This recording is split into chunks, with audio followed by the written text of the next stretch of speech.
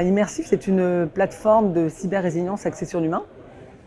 En fait, on s'est rendu compte qu'aujourd'hui, la plupart des entreprises avaient beaucoup investi dans les boucliers technologiques, SIEM, antivirus, pare-feu, mais elles avaient un peu oublié de mettre l'accent sur l'humain, et on sait que 95% des attaques aujourd'hui arrivent par l'humain.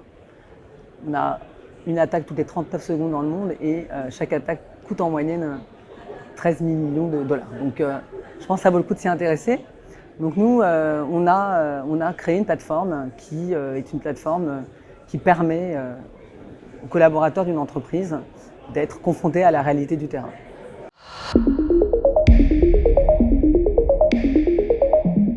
La différence, c'est qu'on va transformer le savoir théorique en résilience active. C'est-à-dire qu'en fait, on va mettre entre les mains des collaborateurs un véritable simulateur de vol cyber.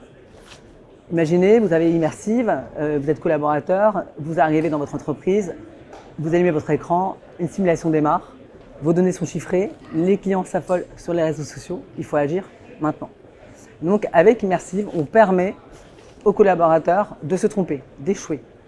Mais ils le font sur des machines virtuelles. Donc c'est quand même mieux de le faire sur des machines virtuelles que sur des machines réelles lorsque vous subissez une attaque à 3 h du matin. Voilà, donc ça c'est le principe, et on passe de la formation qui n'est pas une formation, parce qu'on propose, à vraiment,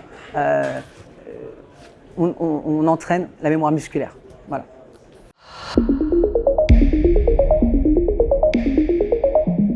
Alors, c'est le point crucial. Aujourd'hui, quand une entreprise est attaquée, ce n'est pas uniquement l'équipe cyber qui est impliquée. Quand la crise devient sérieuse, ça monte dans les étages. Ça veut dire quoi? Ça veut dire que le directeur juridique va devoir répondre aux autorités.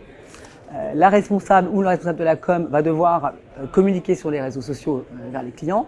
Et le directeur général va devoir prendre une décision d'arrêter ou de continuer l'activité de l'entreprise. Et lorsque ces personnes ne se sont jamais parlé avant, et le jour J, la réponse elle est chaotique. Donc nous, ce qu'on fait, on brise les silos, on fait travailler tout le monde ensemble, et on fait en sorte que le moment venu, la réponse technique soit vraiment alignée sur la stratégie de crise.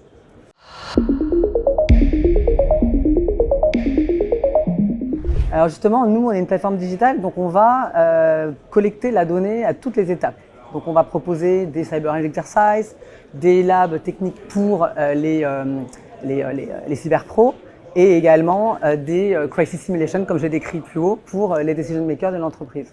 Et dans toutes ces étapes, on va récupérer de la donnée, et cette donnée va permettre de mesurer la cyber-résilience de l'entreprise. On va pouvoir mapper les compétences par rapport à des frameworks de la cybersécurité, mais aussi par rapport à des frameworks de régulation comme NIS2, DORA.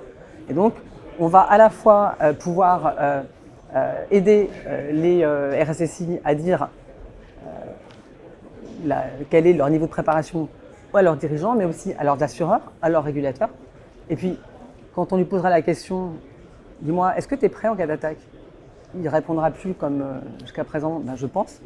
Il répondra, je sais, et il pourra vraiment le prouver avec des données concrètes. Donc on va passer d'une cyber-résilience floue à une cyber-résilience vraiment prouvable et mesurable.